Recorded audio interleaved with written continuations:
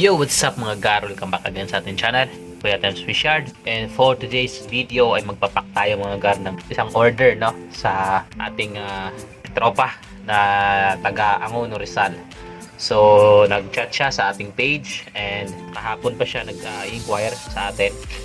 Tapos ngayong umaga, no, medyo tumagal yung aming pag-uusap kasi nga pinapaniwanag ko ng maigi mga gar na yung ating mga isda ay medyo may kaliitan, no, yung sizes, and may mga juby pa talaga tayo. So yung order niya ay isang trayong full gold, no, isang trayong Santa Claus at dalawang MSSBT. So kukunin niya na yung MSSBT natin, no, na male, no, na dalawa doon. So kukunin niya na yon and sasamahan niya ng tig isang trayo, no, ng full gold at ng Santa Claus. So yung full gold natin, para sa akin good size na kasi yung mga male. Ang problema lang natin dito, yung mga female natin medyo may kaliitan pa talaga. So napaintindi ko sa kanya na yun nga, medyo maliit pa at mag-aantay ka talaga, no, ng months para maging good na siya sa breeding. So para sa kanya okay lang naman daw kasi maliliit naman daw yung kanyang mga isda pa. So dahil gusto ng buyer, no, wala tayong magagawa, gusto niya eh. So tayo pa ba yung ayaw, no? Blessing din yan. And good size yung ating mga female, pero yung ating male, ito yung bibigay natin sa kanya. Ayan. Medyo kaliitan pa yan, pero dahil juby, no, sumusundot na yan siya. And dito, no, sa mga male, no, na mga Santa Claus, ito yung nakikita kong may potential, no, na maganda. Ayan. Resemblance talaga ng isang Santa Claus. Then kukunin niya din yung ating MSSBT dito, no, na dalawa. Ayan, 50 pesos lang yan yung isa, so 100. And umorder din siya sa atin ng frozen moina. So papak natin muna gar yung kanyang order and update ko kayo.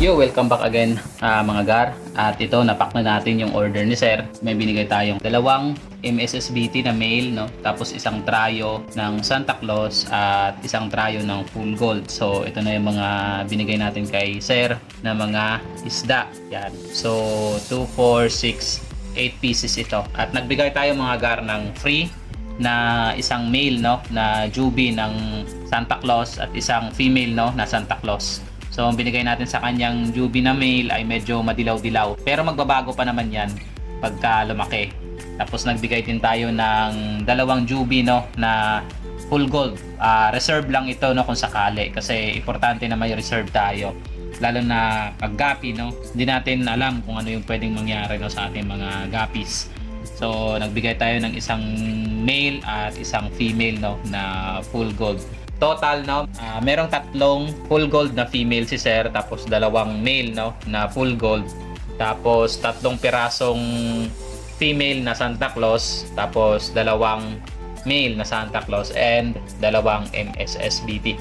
So ibubuk ko na ito at para ma-receive na rin, no, ng ating buyer yung kanyang mga isda. So ito na lang yung natira sa ating full gold, no, medyo madami-dami pa. At nandito pa yung mga juby natin na female. So palalakihin na natin muna to. Tapos dito tayo kumuha, no, ng mga female. So tingin ko halos wala na. So tigil muna natin yung pagbebenta siguro ng full gold kasi medyo maliliit na talaga. Kung ibibenta natin to, matagal talaga niya palakihin muna bago niya mapag-breed. Pero depende pa rin sa buyer, no, kasi may mga buyer na umu-okay lang sila sa ganyan. Tapos dito pa rin yung mga full gold natin, no, nagtatago. Ayan, to be fixed ang pinapakain natin dito. At nagugulat ako dito, no, sa ito, sa lagayan ito, no. Bibilis talaga lumaki. Ayan, no, bibilis na lumaki. Halos sumahabol na sila doon sa mga naunang batch. Tapos yung mga MSSBT natin, ito na lang yung natitira nating male. Tapos yung nandito na male, no. Ayan.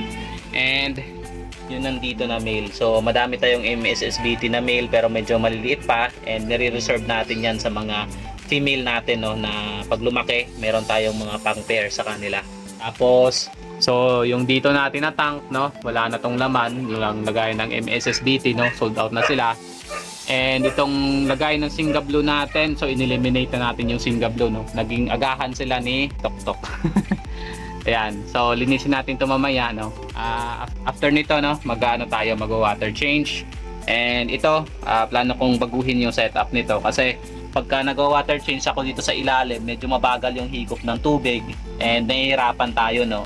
So ang gagawin ko, no, i-empty natin to, tanggalin muna natin yung mga isda, then iangat ko to ng kaunti, i-elevate ko to, lalagyan ko ng patungan sa ilalim para medyo tumaas. Ayan, so yun yung gagawin natin ngayong araw after natin maipadala, no, yung isda. So hanggang dito na lang muna yung ating video mga gar, update na lang ulit sa susunod. Hanggang sa muli, Kuya Tems Fish Yard, fish out.